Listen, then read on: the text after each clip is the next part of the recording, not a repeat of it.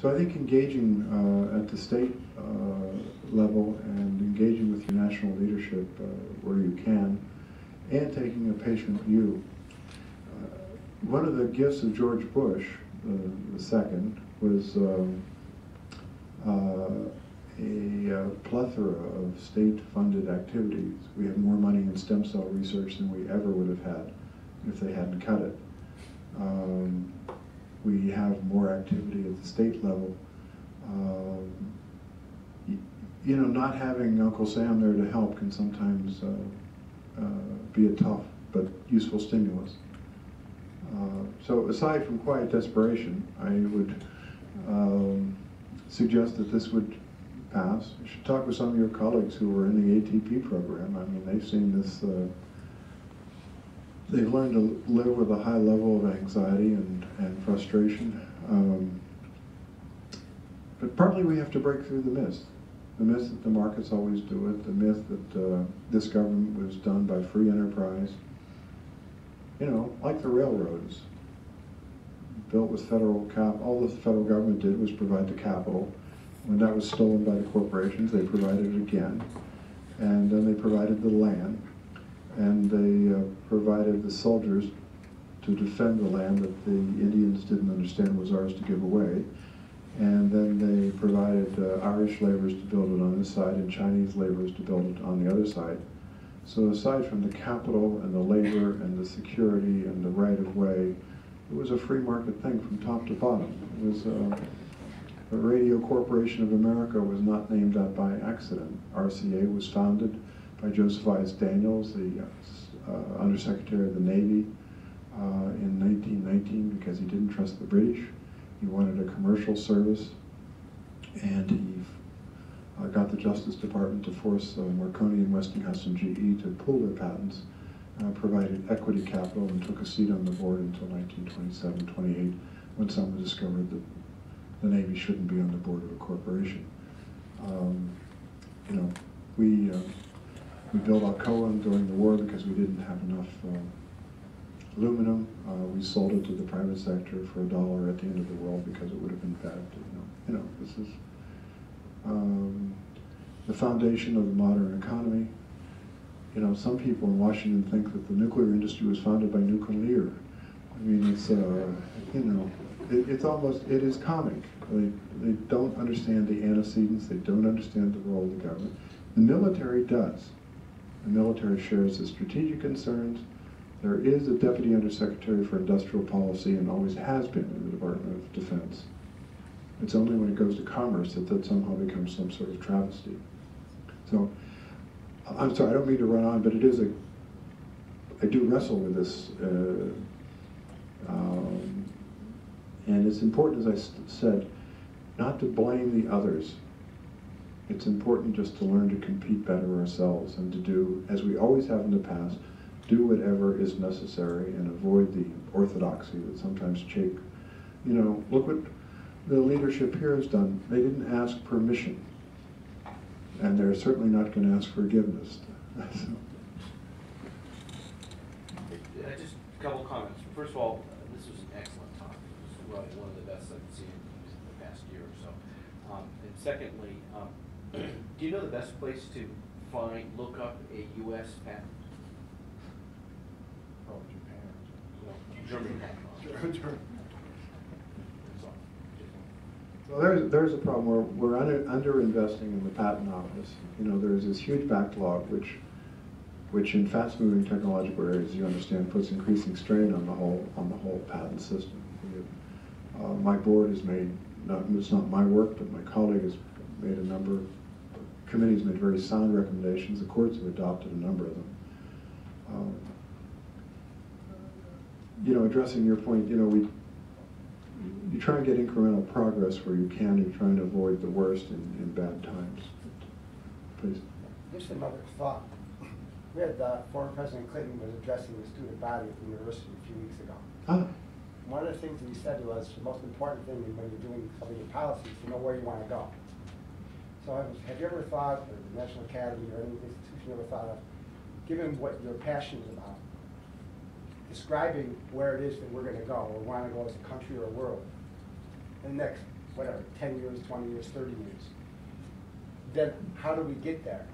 And what needs to be done to do it so that it's measurable, definable, to sell it, whether it's to a president, to Congress, or to whoever. And if they don't buy it, whatever happens, you can market against that. Say, well, this is what's happened with what you've done. It fell short of the mark of what we had asked for. So there's something that's more quantifiable rather than amorphous. We've done that. The report is called Rising Above the Gathering Storm. It resulted in the American Competes Act.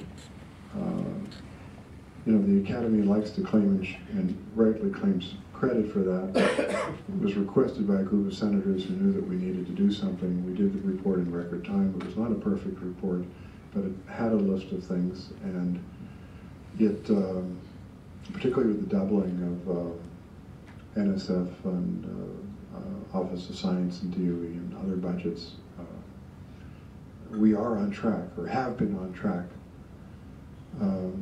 Keep in mind, it's just not clear outside of this wild, we're going to cut the budget, you know, where anybody wants to go. It's not clear what they're for. But you set up a mechanism, so you already have a benchmark started. There is a benchmark. And you could look every 5 years, 10 years, and then you can measure. Well, whatever yeah. happens, Yeah, you no. have to go back out. Well, what we want to do, the problem with the agreement to double the NSF budget is I think this is the third agreement. You know, so I quite agree with you holding them to it. It's something they go back and pound on, right? Well, it's hard to pound on them collectively. You know, I kidded some people in Texas, you know, that they, you know, they had companies they were very proud of that got an ATP awards that their congressperson votes against. You know, nobody seems to connect the dots, and you do have this. Well, I'll come back to that. They're clear in the back there, the white shirt. Yeah, just on this SBIR program, do you have any feel for what percentage of phase ones end up as commercial products? And is this a rising or falling fraction of the total? Phase two is it's 48.9, I think. It's a surprising high number because although venture capital is an appropriate referent, SBIRs actually are invested in earlier stage technologies than venture. Now, keeping in mind, it's almost 50%. It seems to be rising. But there is, of course, a major skew. You know, we have a joke when we analyze these that does it count that you sold something in the market if you sold it to your mother? You know, it's but between 3 and 5% of the firms are where the real commercialization is. On the other hand, the commercialization is generally underreported for the program as a whole, because as the companies succeed, they become prime targets for acquisition, which then cuts it off, so you don't see it. And there's also, of course, a lot of firm failure as well, which is a normal part of the process. Some of the congressmen encouraged us to understand more why they failed, but industrial forensics is a very difficult undertaking. But what is shocking, given the nature of the technologies and the nature of the stage of investment, is that this is a very high rate of success. I'm surprised it's that high. So am I. There are a lot of surprising things about the program, and for the most part, on the positive side. Over a third of the entrants are new each year, so this is not a captured program. Yes, some programs get a lot of, some companies have had a lot of awards, which you might expect as a program goes on for 25 years. I mean, I hope your center will have a lot of awards over time. I mean, that's the idea. And some of those companies, there's an urban myth that the multiple award winners, or the mills as they like to accuse them, don't commercialize. That's a good charge, it just is empirically not true. They have higher rates of commercialization than the regular participants. Often you need multiple awards to build capacity, and then with that capacity you can do something. Carreri was a mill that no one liked. until they fixed the Hubble telescope, because they could figure out what needed to be done. Not General Dynamics, not Lockheed, but a small company in New Hampshire. And so that's. How do you think the roles and responsibilities of an American corporation, or even what it means to be an American corporation or business in the 21st century global economy is going to change? So if we continue to see like a transformation from a nation state to more of a market state, where control over decision making is more towards supranational organizations and such, do you think the roles and responsibility, or even what it means to be an American corporation, is going to change? Well, that's a very interesting question and a worthy seminar topic. But I would argue that it represents some of the uniquely American mythology. U.S. firms, and to some extent UK firms, tend to be fairly footloose.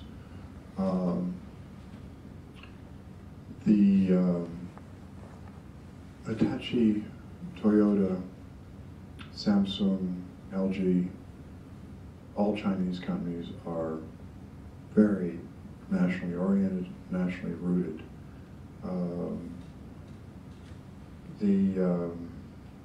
We don't pay attention to the trading system, to the enforcement, and to the maintenance of the trading system as much as we should.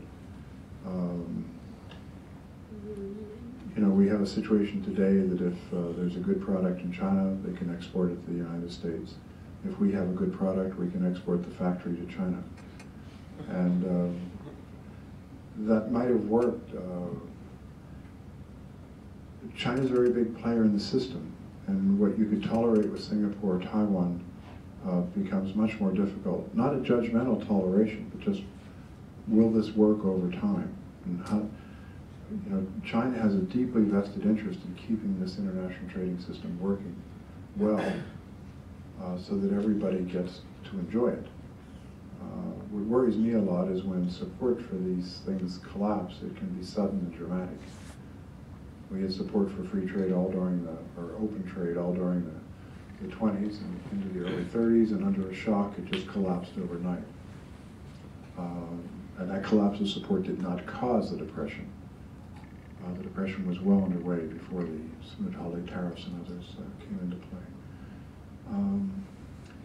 But rather than lecture, as I think the President has perhaps done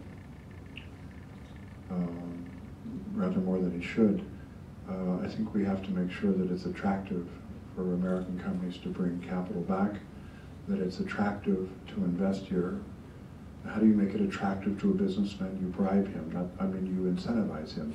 You know, that's what the rest of the world is doing. So what we're doing in Michigan and what you're doing here is providing incentives that are compelling. And as we discussed today, when you get enough people in the party, everybody wants to come to the party. So you could pull a company from the UK here because this is where the action is, this is where the research is, this is where his customers are, and however much the UK might want to offer him, that's not enough. And we need to do that very consciously. So I would, again, our companies are more footloose, our companies have a shorter time horizon, our companies are less, quote, loyal. I like to joke, they say they're global companies, so I feel they should call a global State Department when they have a visa problem somewhere. It's, there was a company not far from here that came to see me and they told me they were a global company, and I said, well, I'm very sorry, I'm from the National Academy of Sciences, so you'll have to find a global academy. In any case, but incentives rather than lectures.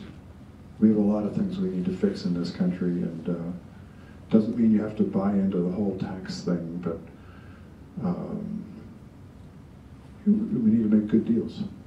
And there's a point too, the multinational companies who are facing a variety of incentives and pressures overseas need more care. What concerns me is people say, let's lower the overall corporate tax rate. Well, Pepco, my utility, doesn't compete with Chinese and isn't going to move.